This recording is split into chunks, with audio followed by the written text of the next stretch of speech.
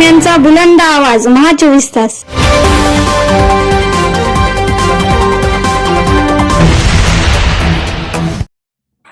बातमी येते नांदेडच्या हातगावमधून।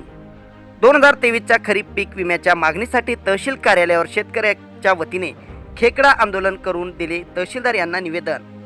8 दिवसात शेतकऱ्यांच्या खात्यावर पैसे टाका अन्यथा कार्यालयात साफ सोडू। शेतकरी लक्ष्मण कदम रुईकर।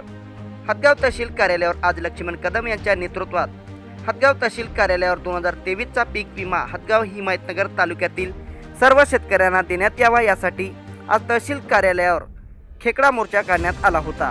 हातगाव हिमायतनगर तालुक्यातील शेतकऱ्यांच्या खात्यावर 2023चा पीक विमा 20% शेतकऱ्यांना विमा कंपनीने पैसे दिले आणि 80% शेतकऱ्यांना पैसे दिले नाहीत। 8 दिवसात शेतकऱ्यांच्या खात्यावर पीक विम्याची रक्कम जमा करण्यात यावी अन्यथा तहसीलदार कलेक्टर यांच्या कार्यालयात साफ सोडण्याचा इशारा लक्ष्मण कदम यांनी प्रशासनाला दिला आहे।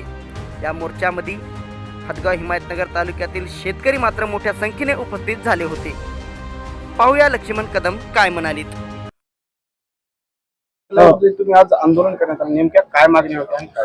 शेतकऱ्याला 2023-24 जो पीक विमा बाकी आहे तालुक्यातील शेतकऱ्याला फक्त 20% ते 25% विमा मिळाला। 70-75% शेतकरी पीक विम्यापासून वंचित आहेत आणि आम्ही काल 1-2 दिवसापूर्वी आंदोलनाचं आज निवेदन दिलं। आपण खेकडा आंदोलन सुद्धा याच्यामध्ये उल्लेख केला होता। नक्कीच आज जर तहसीलदार इथं असते तर त्यांच्या चेंबरमध्ये त्यांच्या अंगावरती आम्ही खेकडे सोडणार होतो आणि आपल्या माध्यमातून मी आजही सांगतो येणाऱ्या 8 दिवसात जर हा प्रश्न मार्गी लागला नाही तर तहसीलदार आणि कलेक्टर यांच्या चेंबरमध्ये साफ सोडू।